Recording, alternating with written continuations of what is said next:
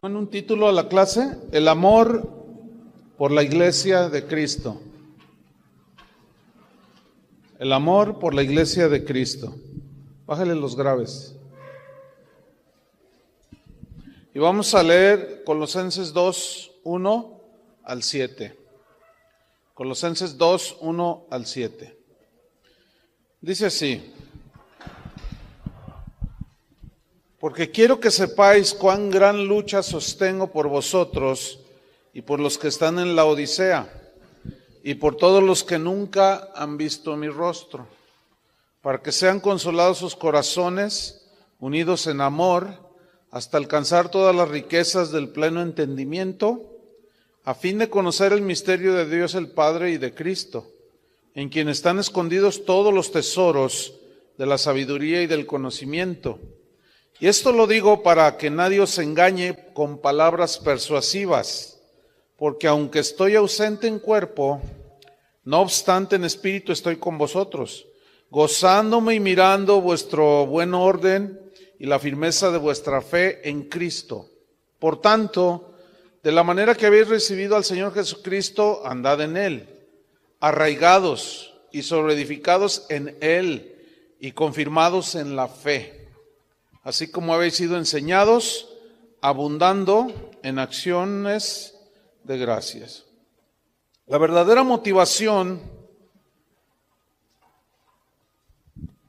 para ser un verdadero ministro del Evangelio es amar a la Iglesia de Cristo.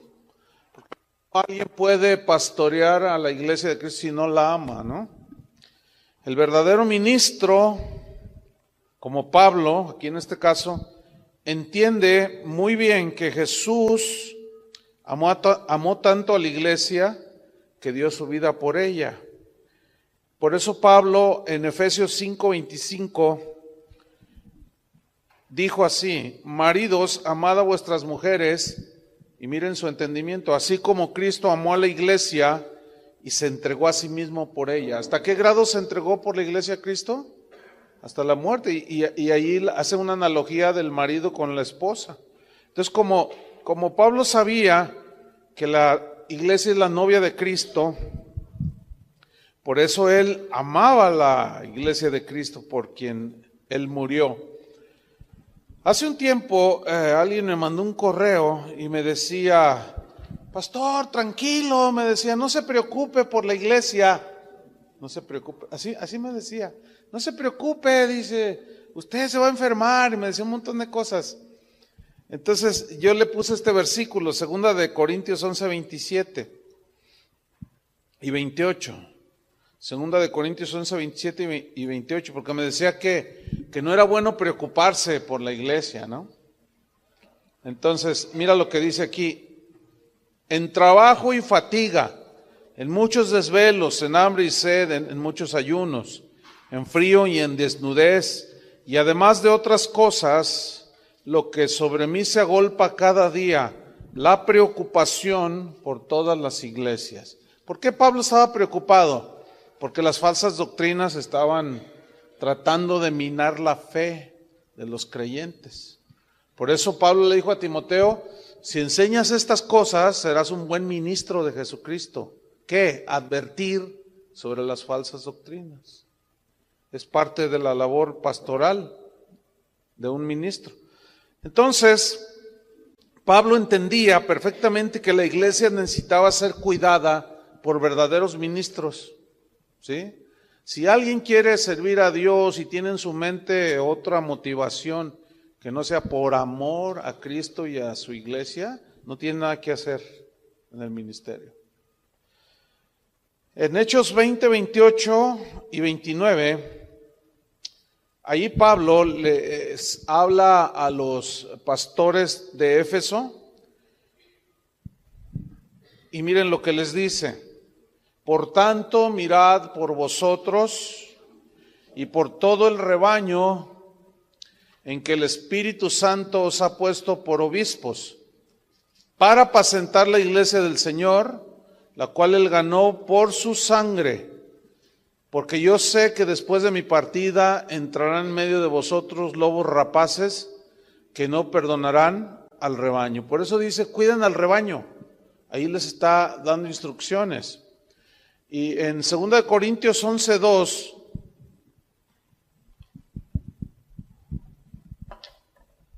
Segunda de Corintios 11:2,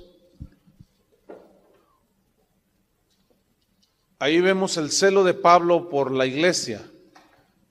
Les decía a los corintios, porque os celo con celo de Dios, pues os he desposado con un solo esposo para presentaros como una virgen pura a Cristo. Entonces Pablo estaba demostrando su amor por la iglesia. ¿Cómo era la demostración? Cuidándolos, velando por su bienestar espiritual y guardándolos de las desviaciones. En 2 Corintios 12:14, 2 Corintios 12:14 y 15, ahí vemos a un Pablo dispuesto a dar su vida, dándose a sí mismo y aún dispuesto a dar su vida por la iglesia. 2 Corintios 12:14 y 15. Dice así, he aquí, por tercera vez estoy preparado para ir a vosotros, y no seré gravoso, o sea, no les va a costar nada que yo vaya a visitarlos a ustedes, porque no busco lo vuestro, o sea, lo que ustedes poseen, sus bienes, sino a vosotros. A mí no me interesan lo que ustedes tienen o me puedan dar, eso es lo que está diciendo Pablo, sino me interesan ustedes. Pues no deben atesorar los hijos para los padres, sino los padres para los hijos. Y yo, dice Pablo, con el mayor placer gastaré lo mío. Y aún yo mismo, dice, yo mismo me gastaré, o sea, hablando de sus fuerzas, hablando de su tiempo, hablando de su desgaste físico, ¿sí? De su desgaste, pues, espiritual y emocional. Dice, aún yo mismo me gastaré del todo por amor de vuestras almas, ¿sí? Entonces imagínate cómo quedan todos esos predicadores o cantantes que tú los invitas a predicar y te cobran $20,000, $15,000. Es una vergüenza. Esos no aman a la iglesia de Cristo. O sea, si no les pagas, no te vienen a cantar, no te vienen a dar show, ni te vienen a dar sus grandes revelaciones. Pero ¿saben por qué existen todo ese tipo de falsos ministros? ¿Saben por qué existen? Por la ignorancia de los pastores que los invitan. Porque si no los invitaran, no existirían. ¿Entiende? Y también es por la ignorancia y porque los pastores no tienen un buen entendimiento, los que los invitan, pues. Y entonces creen que porque traen a un famoso a cantarles o a predicarles, ya van a ser edificados y bendecidos. Entonces pues ellos están dispuestos a pagar lo que les cobren, ¿sí? Pero Pablo era diferente. Esos no aman mire, ha habido casos en los que hacen los arreglos, dice, bueno, me da el 50% de lo que cobro, entonces deposítamelo a tal cuenta. Y luego ya cuando están en el evento dicen, deme lo que falta, si no, no predico. Oye, pues es que fíjate que las entradas no estuvieron buenas, no, entonces no predico. Y lo que usted me dio, eso ya lo pierde. Y ha habido casos en que dicen, no, pues no llegó el predicador, no, pues el cantante se enfermó, no, pues ¿cuál? Canceló, porque no le pagaron. ¿Ustedes creen que esos aman a la iglesia de Cristo? Pues no. Y lo dice Pablo, yo mismo me gastaré del todo por amor de vuestras almas, aunque amándoos más, sea amado menos. Eso es tener amor por la iglesia de Cristo, ¿no? Ahora vamos a Colosenses 2:1, porque aquí vamos a ver el amor de Pablo por los colosenses y por otros más que incluye ahí. Colosenses 2:1 dice, porque quiero que sepáis cuán gran lucha sostengo por vosotros y por los que están en la Odisea y por todos los que nunca han visto mi rostro. Vosotros aquí son los colosenses, ¿cierto?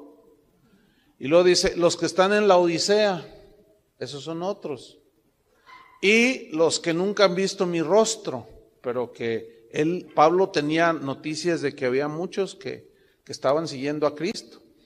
Ahora, aquí la frase cuán gran lucha viene de un término griego, argón, que significa agonizar en el conflicto o por un conflicto, agonizar por un conflicto. Entonces, Pablo está diciendo que él llegó al grado, estaba dispuesto a llegar al grado, y realmente lo vivió, llegar al grado de agonizar por la iglesia, ¿sí? A los Gálatas les dijo que él tenía como dolores de parto, decía, hasta no ver a Cristo formado en vosotros. Entonces él ponía todas sus fuerzas, todo su empeño en ministrar a la iglesia. Yo tuve un maestro, uno de mis maestros en la escuela bíblica, que me enseñó una vez, pero de manera personal, me decía: mira, Chuy, si algún día tú enseñas o predicas, tú no te fijes en cuántos están ahí enfrente tuyo. Si son 2, predícales como si fuera la última vez. Si son 20,000, predícales como si fuera la última vez. Tú enseña, tú da todo, porque luego muchos dicen: no, hay re poquitos. Y fíjense hasta dónde se corrompe el ministerio. Invitan a uno y luego te preguntan: ¿cuántos asistentes van a tener en la conferencia?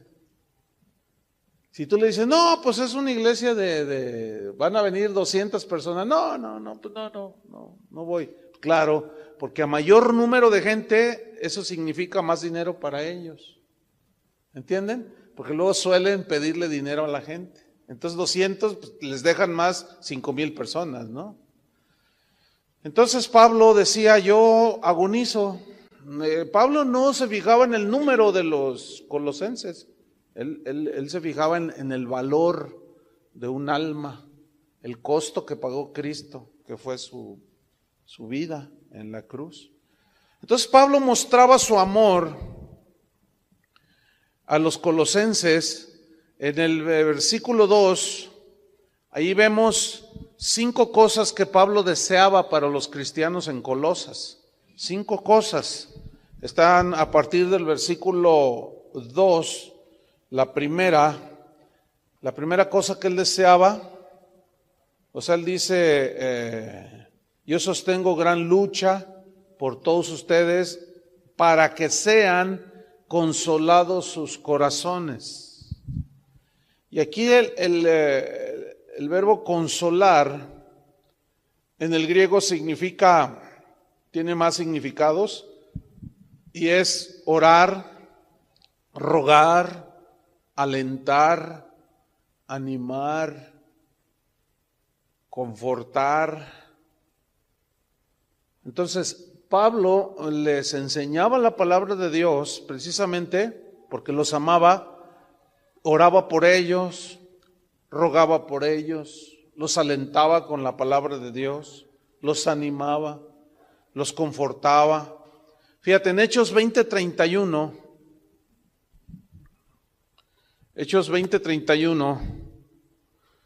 dice Pablo aquí, en el mismo pasaje cuando les dio instrucciones a los pastores en Éfeso, Hechos 20:31 dice: por tanto, velad, acordándoos que por 3 años, o sea, acuérdense que por 3 años, o sea, Pablo, de noche y de día no he cesado de amonestar con lágrimas a cada uno. Por 3 años que estuvo allí con ellos, de noche y de día los amonestaba, los animaba. Aquí amonestar es la misma palabra paracaleo, que se traduce consolar sus corazones. O sea, los oraba por ellos, rogaba, los alentaba, los amonestaba, los animaba, los confortaba, ¿sí? Y ahí se ve pues el amor de Pablo por la iglesia. La cosa número 2 que Pablo deseaba por los cristianos en Colosa era que estuvieran unidos en amor, porque él pedía a Dios por todo eso, para que sean consolados sus corazones, y lo dice el mismo versículo 2, unidos en amor.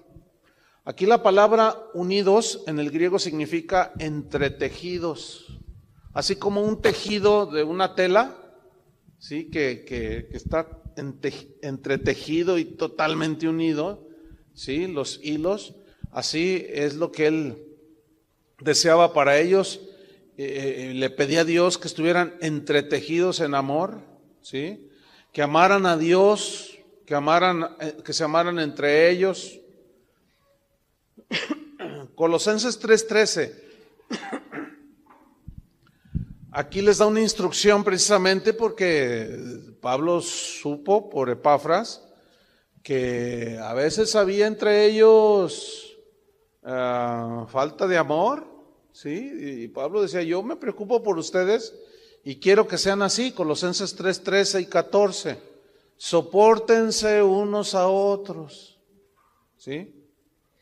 Y perdónense unos a otros, si alguno tuviere queja contra otro. ¿Por qué les escribió esto? Porque eso estaba pasando con los colosenses. Sopórtense unos a otros. Si tienes queja contra otro de ahí mismo de la iglesia, de la manera que Cristo os perdonó, decía, así también háganlo vosotros, no se les olvide. Y sobre todas estas cosas, vestidos ¿de qué? De amor, que es el vínculo, lo que une, es la unión perfecta.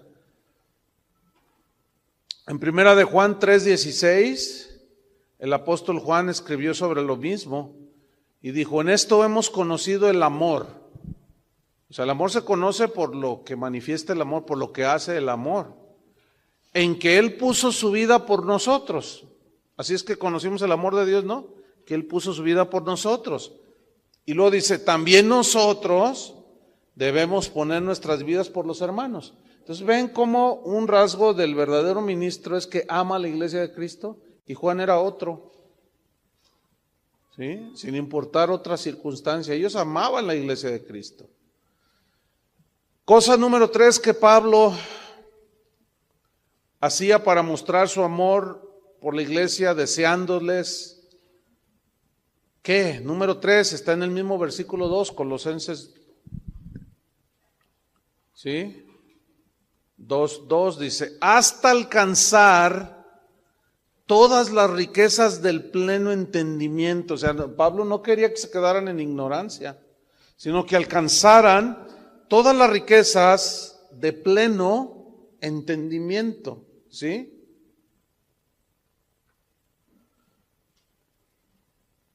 A los efesios, por los efesios oraba para que tuvieran un espíritu de sabiduría, de revelación, de conocimiento. También a los colosenses les dijo, ¿se acuerdan? Que el Señor alumbre su entendimiento para que sepáis cuál es la herencia. Eso es a los efesios. Cosa número 4, que Pablo demostraba su amor por los colosenses. Está en el mismo versículo 2. Hasta alcanzar todas las riquezas de pleno entendimiento, a fin de conocer, o sea, pleno entendimiento para conocer el misterio de Dios el Padre y de Cristo. ¿Qué significa conocer el misterio de Dios el Padre y de Cristo? La palabra misterio en el griego significa algo revelado, algo que estaba escondido fue revelado. Ese es un misterio en la Biblia. Pero en realidad significa, en otras palabras, ya no hay misterios, ¿sí? Porque ya los misterios que estaban ocultos en el Antiguo Testamento, ¿se acuerdan que todo simbolizaba a Cristo? Ya fue revelado, ya no hay un misterio, ya es revelado en Cristo. Todas las ceremonias, las fiestas, todo eso hablaban de Cristo, ustedes recordarán eso, ¿no? Y estaba escondido la revelación de Cristo por medio de todas esas figuras. Y eso se les llama misterios en la Biblia, pero ahora ya han sido revelados esos misterios. Fíjate, Colosenses 1:26.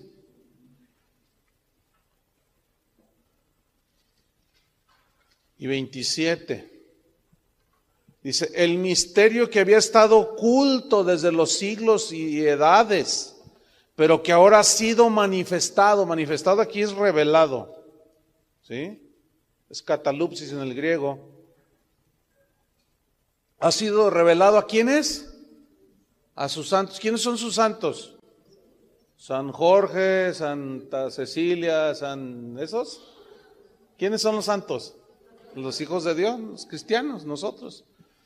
Versículo 27, a quienes Dios quiso dar a conocer, miren, aquí está, las riquezas de la gloria de este misterio entre los gentiles. ¿Cuál es ese misterio? Que es Cristo en vosotros, que es Cristo viviendo en el corazón del creyente. Ese es. Y fíjate, esto de que Cristo vive en la vida de un creyente sigue siendo un misterio para el que no tiene la iluminación del Espíritu Santo, para el que no entiende las cosas espirituales.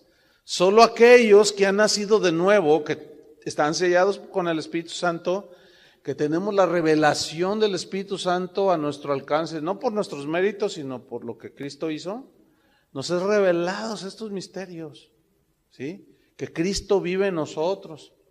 ¿No te has encontrado con gente que cuando tú le dices, porque ya para nosotros es un lenguaje muy natural, ¿no? Es que Dios me dijo. Y ellos te dicen, ¿Dios te dijo? ¿Nunca les ha pasado? ¿A poco Dios te habla? Te dicen. Y tú lo dices de una manera bien natural. Sí, me habló y me dijo. Ay, yo pensé que nomás al Papa le hablaba. Y te empiezan a tirar, ¿no? Porque ellos saben, ¿no? Creen, dicen que el único que puede hablar con Dios es el Papa. Eso era en el Antiguo Testamento.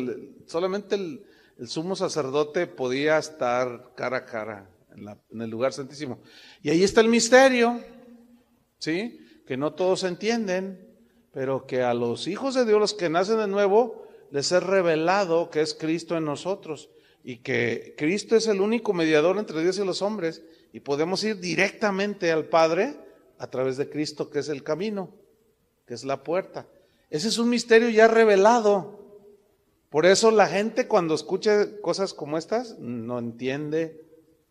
Fíjate, la gente que está en sectas tampoco lo entiende. Porque ellos están a lo que diga su apóstol, a lo que diga Aarón Joaquín, ¿entienden? A lo que digan los líderes de la iglesia mormona, o sea, los de las sectas así feas. Así que agreden flagrantemente a Jesús, se ponen en el lugar de Cristo. La gente que está ahí no entiende, no les es revelado que Cristo está en ellos. Y dicen, no, me mandaron un video de aquí del Señor de la Luz del Mundo, ¿verdad? Donde dice, a ver si les gusta este canto. Entonces yo dije, a ver, entonces sale la foto de él, así, ¿no? Y el coro de la iglesia le empieza a cantar a él. Dice, oh divina luz que nos mandó del Dios el Padre, Aarón, Joaquín, tú eres nuestro, la salvación está contigo. Y sin ti nada, y tú dices, ay, se te revuelve el estómago. Ahora, tú explícales a esa gente esto, y mira, aunque tengan la Biblia. Fíjate lo que dicen, que Dios les envió a ese Señor. Y que en Él está la salvación. Y que sin Él están perdidos, o sea, sin Aarón. Yo no sé qué van a hacer cuando se les muera, tiene cáncer. ¿Saben que tiene cáncer? Está enfermo el Señor este. Pues es un humano. Pero la gente no tiene esto. Y cree que lo hacen un Dios. Fíjate. Es lo mismo en muchas sectas y religiones. Entonces, en el versículo Colosenses 2:3 dice, a fin de conocer el misterio de Dios el Padre y de Cristo. Y fíjate lo que dice Colosenses 2:3, en quien están escondidos. Escondidos para nosotros, entre comillas, en quien están escondidos todos los tesoros de la sabiduría y del conocimiento. Mira qué versículos. Tesoros que están escondidos para los que no creen, ciertamente, para los que aman al mundo, para los que están en doctrinas de demonios. Todas estas cosas de Cristo están escondidas, ¿sí? No tienen acceso a ese tesoro, pero que esas cosas escondidas son reveladas a los que aman a Dios, a los que han nacido de nuevo. Entonces, Cristo es suficiente. En Él encontramos todo lo que el ser humano necesita. Por eso Pablo empieza a disertar bien tremendo aquí, como vamos a ver en el resto de la epístola, acerca de la supremacía de Cristo. Ya vimos que su nombre es sobre todo nombre, ¿verdad? Y que Él está por sobre toda la creación, dándole la preeminencia, porque los falsos maestros minimizaban la divinidad de Cristo, lo hacían un hombre, y luego ponían filosofías que agredían la revelación de la palabra de Dios. Por eso Pablo les dice, fíjate, en Colosenses 2:4, mira lo que les dice. O sea, si en Cristo están escondidos todos los tesoros de la sabiduría y el conocimiento, no necesitamos más, ¿no? ¿No necesitamos más? Por eso les dice en el versículo 4, y esto lo digo para que nadie os engañe con palabras persuasivas. Entonces necesitamos crecer y profundizar en el conocimiento de Cristo, en las riquezas de su herencia, en los misterios que están escondidos para los que no le conocen, pero para nosotros están al alcance por el sacrificio de Cristo. Entonces nosotros necesitamos profundizar en ese conocimiento de Cristo, en su sacrificio en la cruz, en la obra maravillosa de la salvación, y fundamentarnos allí para no ser engañados, que nadie nos engañe con palabras persuasivas. Porque los propósitos de las falsas doctrinas, fíjense bien, hermanos, los propósitos de las falsas doctrinas son básicamente dos cosas, dos propósitos tienen. Número uno, negar la divinidad de Cristo. ¿Sí? De una o de otra manera. ¿Ah? Unos suplantan, como el susodicho de la luz del mundo, suplantando al mismo Jesús, haciéndose igual a Él. Entonces los propósitos básicamente de las falsas doctrinas son, número uno, negar la divinidad de Cristo, y número dos, mostrar que el sacrificio de Cristo fue insuficiente, que le faltó algo.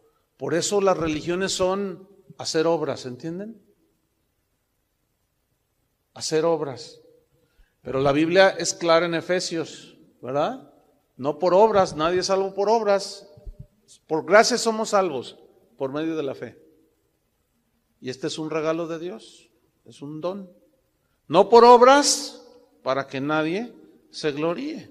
Entonces siempre, mira, todo aquel sistema religioso, aunque sea una iglesia que diga que es cristiana, pero que enfatiza en que si no oras 4 horas, Dios no te bendice. Si no lees la Biblia 10 capítulos diarios, por eso Dios no... Todo eso es de obras, hermanos. Disfrazado como iglesia cristiana. No han entendido todavía. Entonces la gente en realidad no se aboca a profundizarse en el conocimiento de Cristo, sino a hacer cosas. ¿Me estoy explicando? Hacer cosas. Por eso es bien fácil que les saquen el dinero a la gente, porque les dicen, pacta con Dios. ¿Cuántos quieren ser bendecidos? A mayor cantidad que des, más bendición.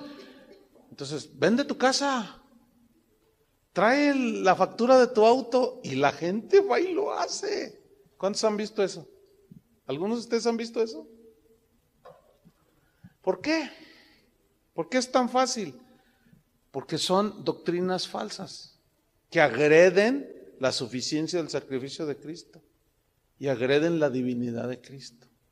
Entonces hacen que la gente haga cosas, por eso los esquilman, y es muy lamentable. Entonces el que busca sabiduría y conocimiento de Dios fuera de Cristo, solo encontrará doctrinas de demonios. ¿Entiendes? O sea, si tú no encuentras la sabiduría y el conocimiento de Dios a través de Cristo y de la palabra, lo único que van a encontrar son doctrinas de demonios, que son las que abundan, pero... 1 Timoteo 4:1. 1 Timoteo 4:1. Dice así, pero el Espíritu dice claramente que en los postreros tiempos algunos apostatarán de la fe. ¿Qué es apostatar? Es alejarse de las verdades del Evangelio, es abandonarlas, ¿sí? Algunos apostatarán de la fe escuchando espíritus engañadores y a doctrinas de demonios. Fíjate, escuchando, aquí la palabra clave es escuchar. ¿Sí? ¿Cómo es que alguien llega a desviarse? Escuchando espíritus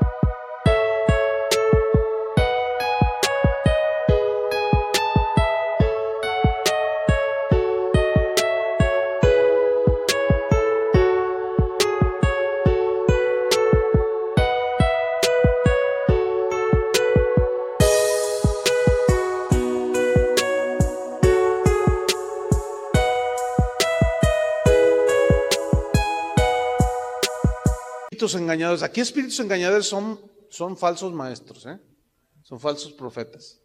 No es un espíritu que se les aparece y los engaña. No. Espíritus engañadores son predicadores que enseñan cosas contrarias a lo que enseña la Biblia. Y a doctrinas de demonios. ¿Quiénes traen las doctrinas de demonios? Los falsos apóstoles, los falsos maestros, ¿sí?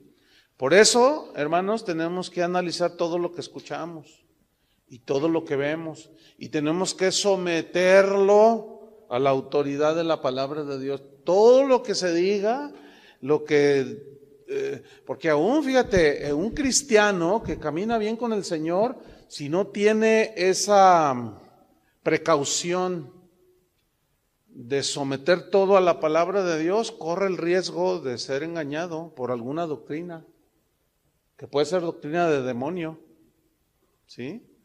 Y miren, yo les puedo contar un montón de casos que he visto a través de los años, cuando la gente, pueden ser nacidos de nuevo, pero al no profundizarse en las verdades de las riquezas de Cristo, en quien están escondidos todos los tesoros, y luego empiezan a buscar en la psicología, empiezan a buscar en las experiencias sensoriales. Ay, se siente bien chido, ¿verdad? Dice, no, entonces, ay, sí, se siente. Entonces empiezan a buscar sensaciones, ¿sí? Como aquí hace unos años hicieron un evento aquí en un hotel, invitaron a los pastores, nos invitaron porque traían una nueva revelación. Y bueno, pues iba Toñito, Chuy García, y yo dijimos, bueno, vamos, nos invitaron, vamos, pero vamos, llévate la Biblia, compadre. Y que empiezan. Y dice uno, sí, yo sé que aquí hay unos muy estudiosos de la Biblia. Dice, y de una vez les digo, esto que les estoy diciendo no está en la Biblia, ni lo busquen, no está. Pero Dios me lo reveló a mí.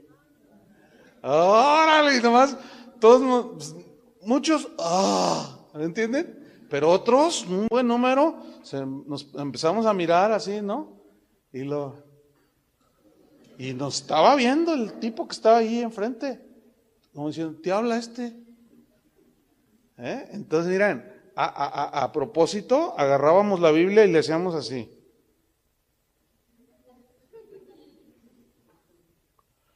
Y luego dice, y lo que van a ver a continuación, estas son las cosas que están escondidas, dice. Cosas que ojo no vio ni oído yo, son las que Dios ha revelado a los que lo aman. Vamos a orar por ustedes, y uno por uno. Pero algunos van a hacer cosas extrañas, pero no se asusten. Así es que fórmense. Y empezaron a formarse algunos, entonces oran por la esposa de un pastor, y suelo, ¿no? ¡Pah! Y de pronto, mira, con un salto así de felino, se pone en 4 manos así, en el piso, y luego le hacía, ¡wow! No estoy exagerando, ¡wow! Y luego decían, ese es el león de Judá. El león de Judá está hablando. Y la esposa del pastor dice, entonces dice un pastor, hazte para allá, no te vaya a rasguñar la señora, dice. No, ¿qué es eso? Por el amor de Dios. Puras doctrinas que nada que ver. Por eso Pablo dice, no, para que no los engañen con palabras persuasivas. No. Fíjate, Gálatas 1:8, lo que dice. Gálatas 1:8. Mas si aún nosotros o un ángel del cielo os anunciare otro evangelio diferente del que os hemos anunciado, sea anatema. Como antes hemos dicho, también ahora lo repito, si alguno predica diferente evangelio del que habéis recibido, o sea, ya no hay otro, sea anatema. Pues déjenme decirles, hermanos, muchos oyendo esto, diciendo a veces amén, pero al no arraigarse, como más abajo Pablo dice, al no arraigarse en esas verdades, se pueden desviar.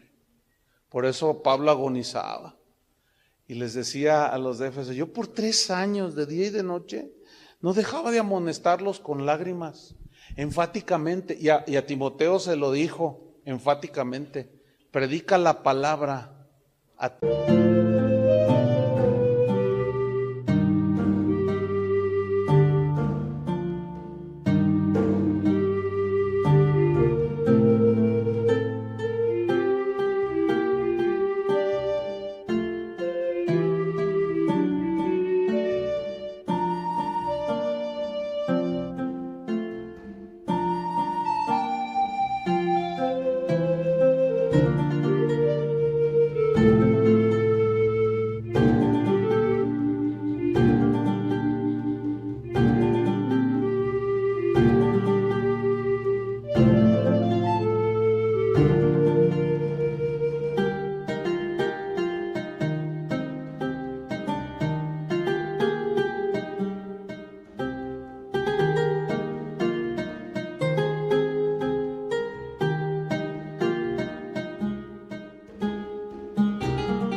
tiempo y fuera de tiempo.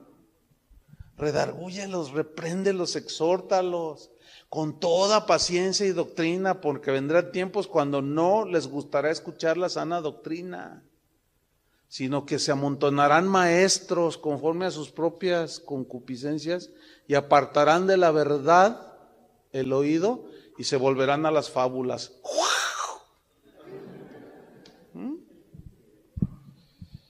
Colosenses 2:5. Pablo está diciendo, y esto lo digo para que nadie os engañe con palabras persuasivas.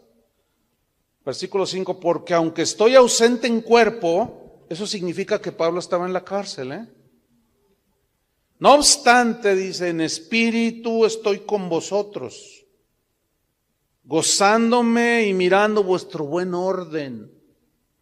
Aquí la frase buen orden en el griego significa, es una palabra que habla de soldados disciplinados. ¿Sí? Entonces el cristiano debe ser disciplinado. ¿Sí? Dice, y mirando vuestro buen orden, como soldados, bien disciplinados, y la firmeza de vuestra fe en Cristo, de la cual Pablo no quería que cayeran. Aquí firmezas de vuestra fe significa solidez. Fíjate qué tremendo, fe sólida. La única manera de tener fe sólida es arraigándote en las verdades de la Biblia, no en tus sueños, en sensaciones, que estaba orando y sentí tan bonito, hermano, y ay, que no sé qué, y el Señor me arrebató y empecé a volar. ¿Quién sabe cuántos rollos saca la gente? Otros, ustedes saben, ¿no? Dicen que se van al infierno y que vieron que los demonios torturaban a la gente, y eso es totalmente antibíblico. La Biblia dice que el infierno fue preparado para atormentar a Satanás y a sus ángeles. O sea, los Satanás y sus demonios no están en el infierno así como si nada, esperando a que llegues para torturarte. No, hombre, esa es una falsa doctrina. ¿De dónde salió? Y la gente dice, qué tremendo testimonio, es aquel hermano se fue al infierno y vio cómo los demonios torturaban a la gente. Puras fábulas, puras mentiras. Versículo 6, aquí viene la quinta y última cosa que Pablo anhelaba de los colosenses como muestra de su amor por ellos. Por tanto, dice, de la manera que habéis recibido al Señor Jesucristo, andad en Él. Aquí la frase andad en Cristo significa básicamente no moverse de dos verdades fundamentales del cristianismo.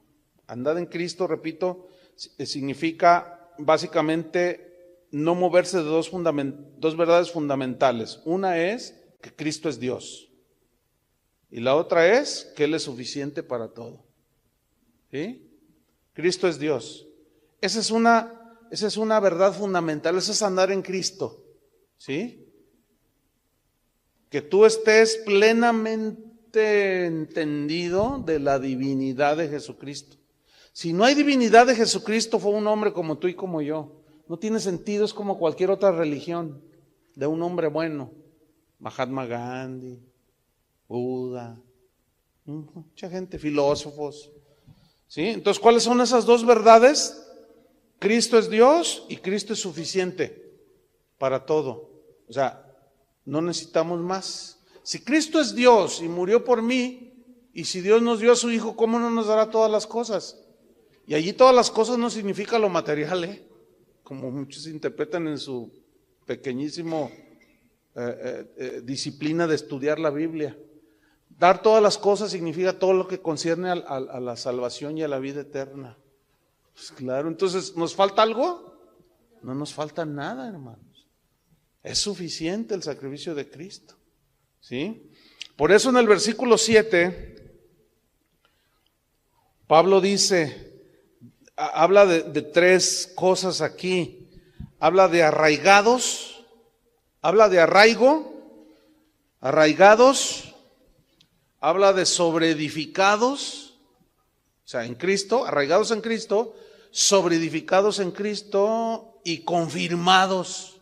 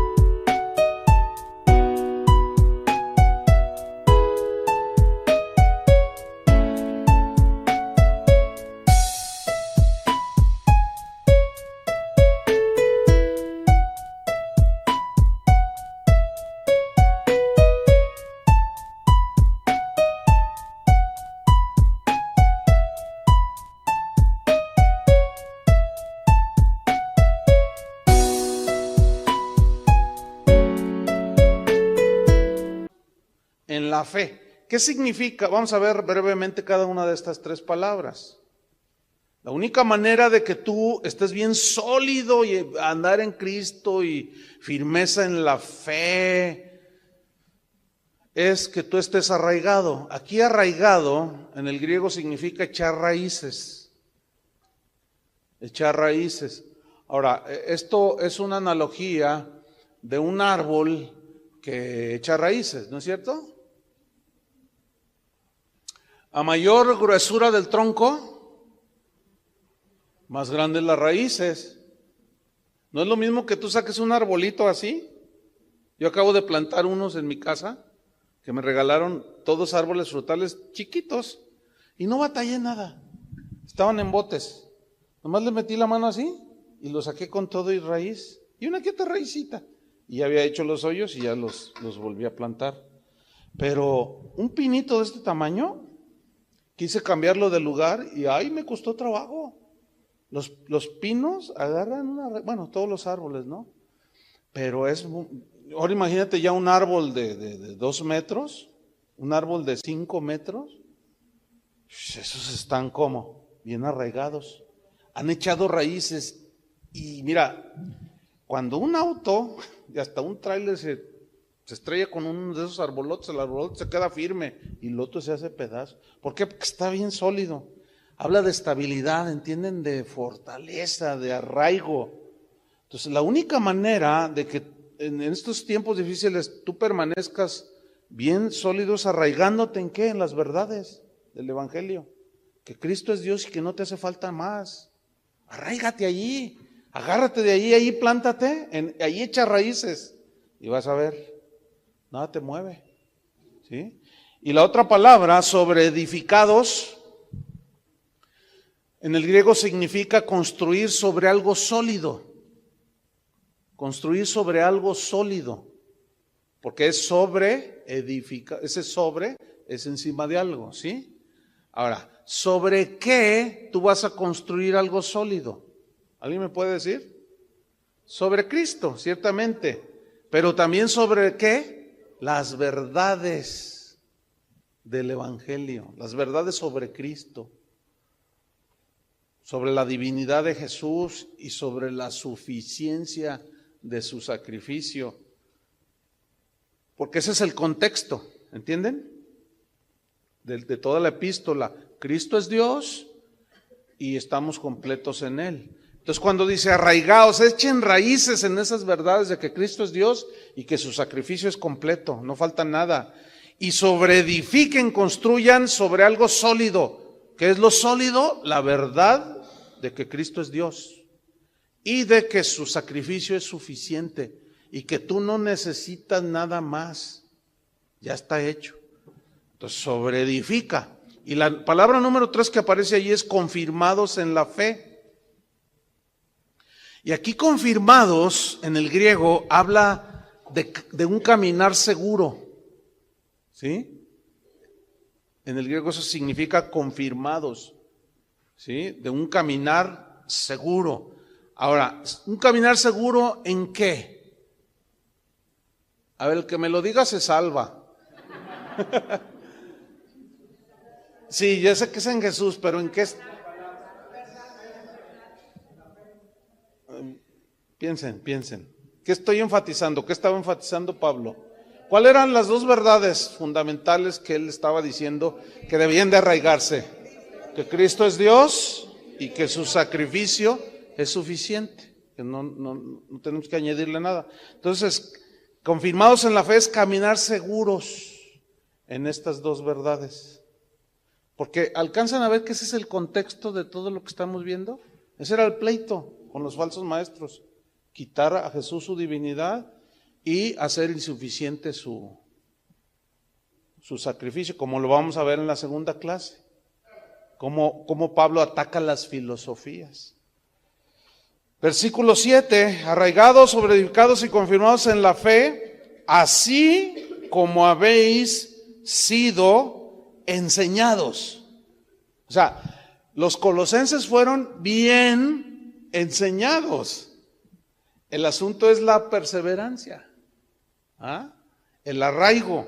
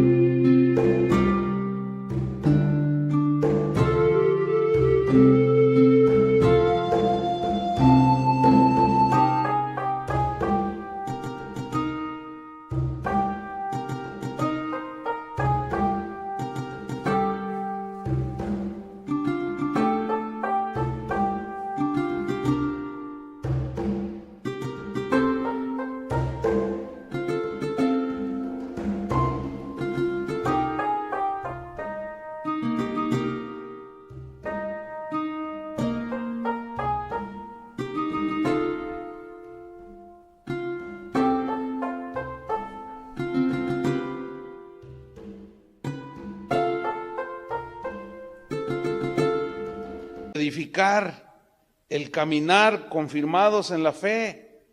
Y aquí vemos la importancia de enseñar la sana doctrina.